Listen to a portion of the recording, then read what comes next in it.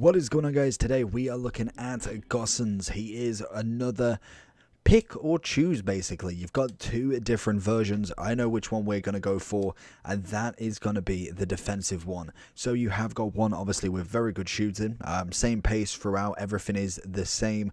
Obviously with the shooting one, he's taken off his defense, and obviously the defensive one is taken off his shooting. So I think for me, because he's going to be quite a well balanced player, I think we will go with the defensive one. Obviously 67 compared to 70, and the defending is very nice indeed. So we are going to go for this one. We're going to strap him into the team and show you what it's all about. So if we are taking a look at Gosens, obviously we are going to go for the defensive one, and that is 86 defending over the 86 attacking. I think it was this 86 shooting? 87 shooting. So it is a minus 17 on his shooting you are giving up, but you are gaining a plus 19 on his defending in comparison to the card. A 3-star left footed with the high work rates. He is going to be a very good box to box player, and obviously the people are going for the shadow. They want absolute defending on him. Turns him into a very nice CDM if anything. And I think what I'm going to be playing him is, I'm going to put him as left wing, but then obviously drop him down into the midfield, as I feel like he's just going to be wasted up there.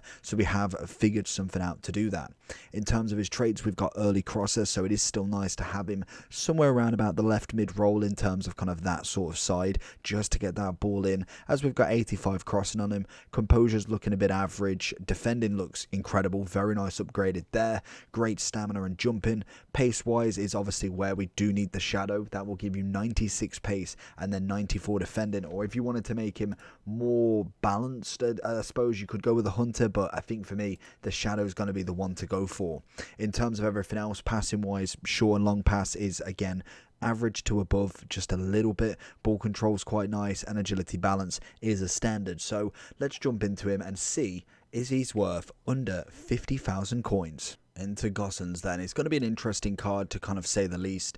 He is a bit of a different one. I was looking at the attacking one thinking that's probably where I want to go, but in terms of what actually I feel like is going to be quite nice for this card, get the ball in. It's a lovely ball across and already getting the assist, but I think what's going to be really good for him is the defending attribute. I think that is vital in the picking of him, to be honest. I think when you've got the likes of Pedro, you've already got him as left wing, you've already got, say, Politano as right mid, you've got very little options to overtake him, because as soon as Insigne gets a card, again Gosens is going to be just thrown to the mud really, whereas obviously I think Insigne is going to be way better. And I think what really kind of did it for me was, if I'm getting it correct, the 3-star. That for me is just a big kind of it's a big red flag in terms of a left mid. I definitely need somebody with a little bit better skills and obviously weak foot. So it was kind of an easier option to go for the defensive side of him and kind of have him almost as a very good DM again. I think in terms of Gosens as well, for me, the big thing that's really kind of made that factor of is he worth it is the fact that he's only 50k. And I know a lot of people are going to say, well, you could keep that 50k, invest it, do something else. But again, if you're using untradeable cards, if you're using things that you've just naturally collected in your club that necessarily aren't worth the value, I don't see why it would be a bad thing to just have another left mid in your club. If maybe you didn't do Pedro, if kind of like you're missing that sort of defensive left mid, or even attacking if you wanted to go for that one, I don't think there's necessarily a majorly bad kind of one. I think if you're looking at Nkunku from the last set of rule breakers, I would say that the second variation to him wasn't amazing. But again, I think with this one, it's almost out of choice of who do you want. Going to latch in Osimhen there. We're going to try and find a little ball into him. He's going to strike his left foot, but he hasn't managed to get the finish in. Maybe the other one would have done better there.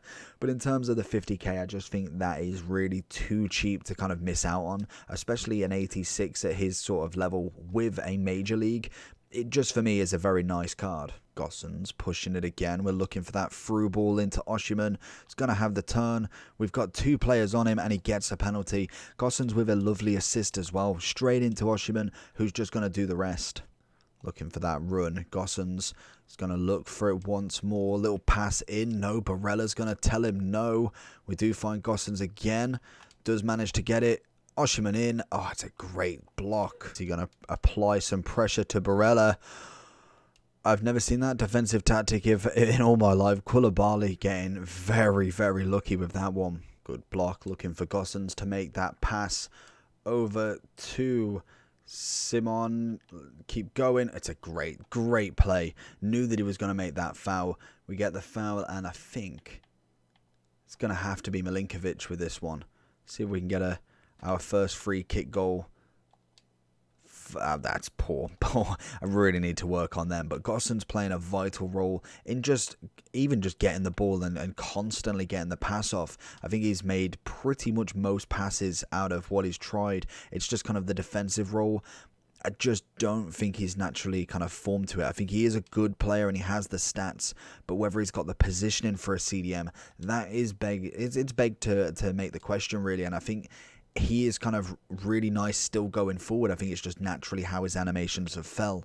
But that being said, he is very good at his defending every time he's gone for the challenge. He has made it, which is always nice, and obviously very needed in that defensive role. And his interceptions, that is actually something that he is relatively good at, to be honest with him. So if we're going into Gosens' overall review, then let's have a look at the SBCs required. So we flip both cards. We have got an 84 and an 83, 1 inform required, 1 German, 1 Serie A, 70 chem. Nothing too dangerous there. In terms of the actual card itself then, which obviously he's coming in at 46, 42 on the PlayStation, 44 on the PC. A solid card, to be honest. I think for me, with these sort of SBCs, with their under 50 to 100k, it's really not loads to actually do. You could literally play squad battles all week as one of the game modes that you do, and you get that just off the packs and the coins of what you get automatically without even packing anybody, let alone if you went and played champs, if you went and played rivals, any objectives for friendlies, any packs you've done from daily SBCs, you've got that automatically, and that is this SBC already done. So I think with these sorts of cards, it's kind of based on, do you have a German team that you've got a left mid for? Do you have a Serie A team that you've got a left mid for? Because I'm looking at kind of objectives now. I'm not necessarily looking at the main team, because already we are, a month and a week into the game, and already you need meta players. You need your Neymars, your Mbappes, your R9s, your Cruyffs, your Hullets, Vieiras. We've got a team that's already set for that. So now it's based on how good is my Serie A squad? How good is my Bundesliga, my Argentinian, my Liga NOS? And I think this guy fits in quite nicely. If you've not done Pedro, he really fits in well with a German squad. He fits in well with a Serie A squad as a very good DM. You could even actually put him as a left mid, as somebody who is kind of holding. You could play free at the back and have a left mid and a left wing, and literally have him as a left back that goes forward, almost like a more attacking left wing back. And I think most definitely in terms of German, I think it's Sane, but I want to say is his inform is on the left mid. Obviously you got Schweinsteiger's first card, but he's the only gold. That kind of tells you massive there in terms of a German left mid. Sane's right mid this year. You can obviously put him left mid, but Gosens is the one, unless you're getting Schweinsteiger, who is a centre mid at 100%. So for me, I think that is a #1 factor for him as well, if you are looking for more of a left mid. And again, you could go for the option of the more attacking and put him left wing, but it depends on what you fancy for him. So I think for 50k, I would say why not? Definitely for that German, I really didn't even know that fact, that he is the only gold left mid you can get. So that for me would automatically put him into the team for icon swaps, for other objectives later on in the year, just to make life easier. You wouldn't believe what kind of games and doing SBCs now is amazing feeling in 4 months, when you've got a full variety of specials, informs, gold cards that are all there, that you've put in the work now, and then you go against people who have not done it. They're buying commons, they're playing with a left mid German silver, or having to change their formation to go away from what they're used to, and that is just massive right there. So I think for me, he is a do anyway, just based off the SBC price. But then also, I think defensively was solid. Didn't kind of get massively involved. I felt like his positioning was a little bit off in terms of what I was looking for in terms of a kind of centre mid DM, but from what I did see, the tackling was nice, interceptions was on point, even the stamina was fantastic throughout the game, and the passing was actually okay, to say that he only has 84 and 80. Obviously his shooting took a massive decrease. With the shadow, he gets a nice little bonus back onto his pace, taking his defender to 94, but then his also pace gone up to 96. So I think for me, he is a nice card. I wouldn't say necessarily he's going to change many people's main teams, but in terms of Serie A, if you haven't got Pedro, he definitely slots in quite nicely for me.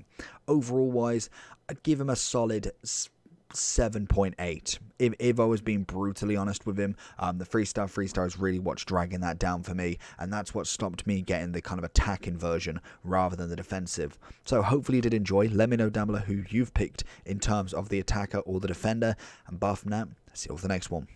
Peace.